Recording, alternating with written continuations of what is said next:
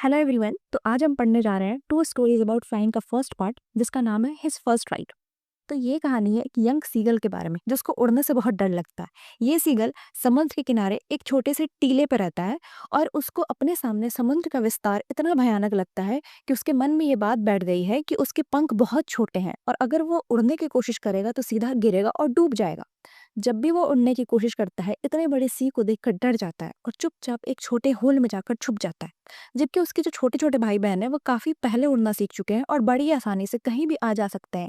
इस young seagull के माँ बाप इस वजह से बहुत परेशान है कि ये उड़ना नहीं सीख पा रहा है। वो कई बार कोशिश कर चुके हैं पर कोई फायदा नहीं होता है। हर बार इस पे इसका डर इतना हावी हो जाता है कि वापस से जाकर छुप जाता है। तो इस बार उसके पेरेंट्स उसको उड़ना सिखाने के लिए एक नया प्लान बनाते हैं।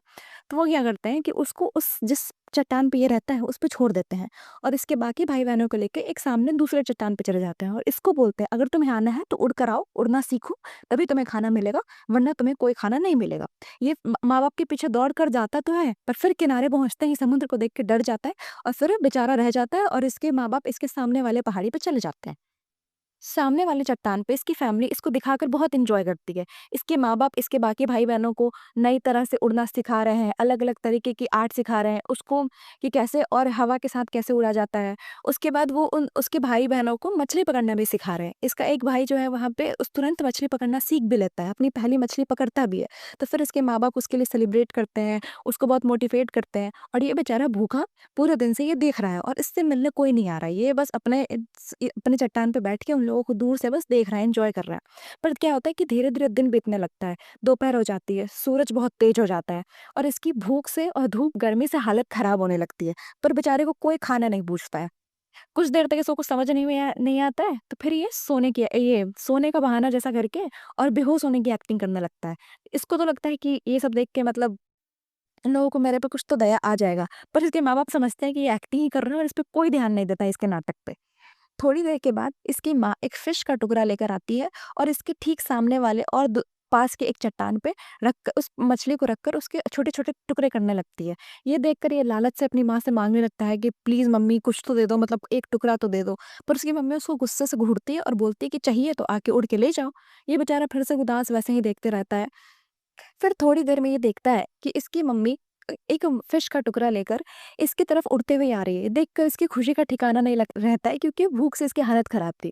पर उसकी माँ की का ट्रैप ये था कि वो इसके चट्टान पे नहीं आती फिश का टुकड़ा लेकर। वो जिस चट्टान पे ये था उससे थोड़ी गैप पे हवा में उड़ने लगती है। पर ये बेचारा उस समय भूख से इतना हालत खराब था कि वो उस गैप को देखता नहीं कि उसकी मम्मी उसके चट्टान पे उतरी नहीं है। वो थोड़ी गैप पे है और ये सीधा उस मछली के लिए छलांग लगाने लगता है। और जैसे ही वो छलांग लगाता है किनारे पर से, तो वो नीचे गिरने लगता है हवा में। और जब वो हवा में नीचे गिरने लगता है तब उसको रियलाइज़ होता है कि उसके साथ तो स्कैम हो चुका है। वो उसकी मम्मी तो वहाँ पे उतरी ही नहीं थी, वो गैप था। उसकी हार्ट बीट बहुत बढ़ जाती है, उसका डर अचानक से बहुत हावी होने लगता है, उसको तो लगता है कि खत्म, आज खेल खत्म। पर उसके बाद क्या होता है कि उसको रियलाइज़ होता है धीरे-धीरे कि उसके पंख खुल चुके हैं। जितना कमज़ोर वो अपने पंख को समझ रहा था, उतना कमज़ोर है नहीं और वो धीरे उसके बॉडी वेट को सँभाल रही है और वो अपने विंग्स की हेल्प से उड़ पा रहा है। थोड़ी देर तो उसको डर लगता है, पर वो थोड़ी देर में समझ जाता है कि वो उड़ रहा है, बाकी आम बर्ड्स की तरह उड़ रहा है। ये देख के उसकी फैमिली वाले बहुत खुश हो जाते हैं, सब उसके लिए भी बहुत सेलिब्रेट करते हैं और उसके बाद सब उसके साथ-साथ उड़ने लगते हैं। थोड़ी देर में इसकी सारी फैमिली पानी पे उतरती है। इस बार भी उसको उतना ही डर लगता है कि शायद समंदर में डूब जाएगा। पर जब भी ये कोशिश करके फिर समंदर पे उतरता है, तो फिर इसको रियलाइज़ होता है कि इसकी बॉडी इस तरह से है कि ये समंदर पे फ्लोट करेगी, ये डूबेगा नहीं।